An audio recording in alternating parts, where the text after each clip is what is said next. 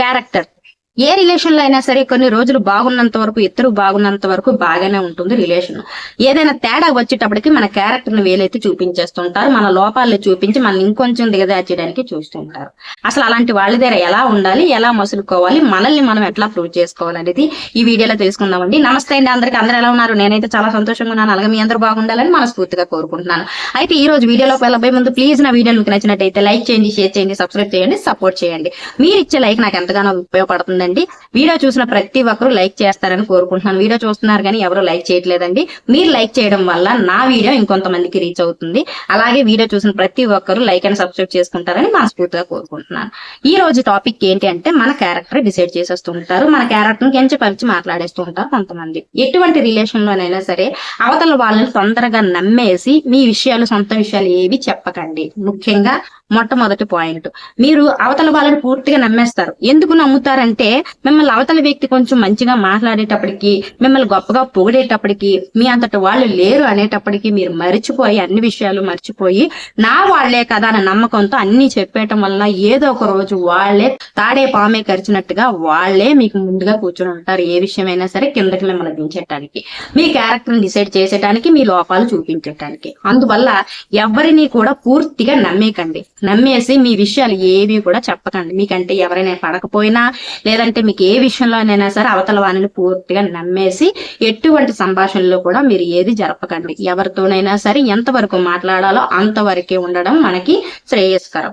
ఇక రెండోది రహస్యాలు. ఎవరి జీవితంలోనైనా సరే రహస్యాలు ఉంటాయి. కొంతమంది తెలివితేటల మీద మాట్లాడుతూ మన జీవితంలో ఏం జరిగిందో, ఎటువంటి రహస్యాలు ఉన్నాయో మంచిగా మాట్లాడుతూ మన నుంచి రాబడుతూ ఉంటారు. కానీ వాళ్ళ జీవితంలో ఏం జరిగింది అనేది ఎప్పటికీ చెప్పరు. ఏదైనా సరే మనం ఏమంటే కొంచెం పోయేటప్పటికి అవతల వాళ్ళు డౌన్ అయిపోతుంటారు కదా, ఆ పొగడ్తలతో అవతల వాళ్ళ జీవితాల రహస్యాలు తెలుసుకుందాం అని చెప్పేసి మన జీవితంలో జరిగినవన్నీ తెలుసుకుంటూ ఉంటారు.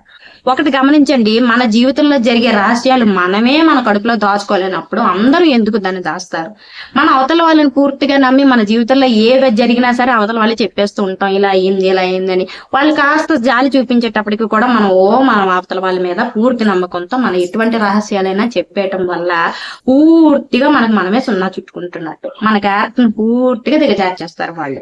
ఎందుకంటే రహస్యం అనేది మనలో మనమే దాచుకోలేని రహస్యం అయిపోయినప్పుడు అవతల వాళ్ళు కూడా దాన్ని దాయరు, దాన్ని భరించరు. అది ఎప్పుడెప్పుడు ఎవరికైనా చెప్పేద్దాం అన్నట్టే ఉంటుంది.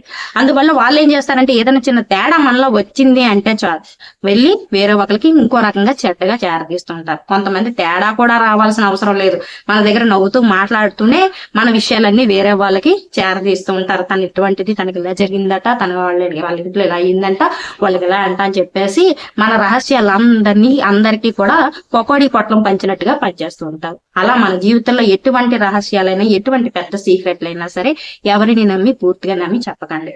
ఇక మూడోది, ఎవరి దగ్గర కూడా జాలి, సింపతి, దయ ఇటువంటివి ఏవి ఆశించకండి. ఇలా ఆశించడం మరీ ప్రమాదకరం.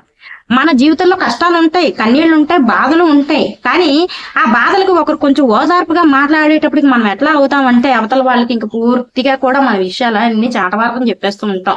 ఇలా అయింది, ఇలా జరిగింది, నాకు ఇలా చేశారు, లేదంటే నేను ఇలా చేశాను, నాకు ఆ రోజు చాలా డిప్రెషన్ లోకి వెళ్ళిపోయాను అని చెప్పేసి అంటప్పటికి ఆ రోజు ఆ క్షణం వాళ్ళకి మీకు జాలి, దయ, సింపతి ఇవ్వచ్చు. కానీ ఆ జాలి, దయ, సింపతి అన్నంత మూర్ఖత్వం ఇంకేం ఉండదు.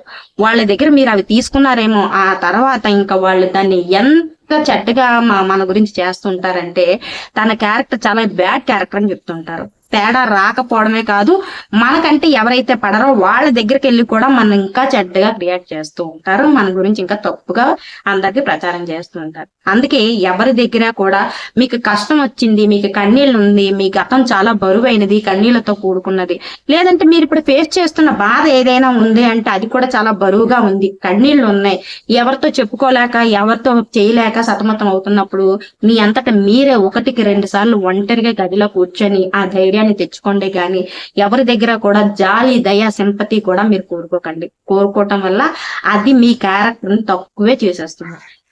చాలా తప్పు చేసేస్తుంది. ఎందుకంటే మీరు అది కోరుకుంటున్నప్పుడంతా అవతల వ్యక్తి మీతో బాగానే మాట్లాడతారు, కానీ అదే అదునుగా తీసుకొని మీ క్యారెక్టర్ ని చులకన చేసి ఇంకొకరికి కూడా చెడ్డగానే చూపిస్తూ ఉంటారు. ఇట్లా మనం ఏదైనా సరే అవతల వాళ్ళని నమ్మి, లేదంటే రహస్యాలైనా, లేదంటే సింపతి, జాలి, దయ ఇటువంటివి ఏవైనా సరే అవతల వాళ్ళ దగ్గర మనం పూర్తిగా నమ్మి మనం వాళ్ళ దగ్గర చెప్పడం మొదలు పెట్టాము అంటే మన క్యారెక్టర్ ని అవతల వాళ్ళు డిసైడ్ చేసేస్తూ ఉంటారు.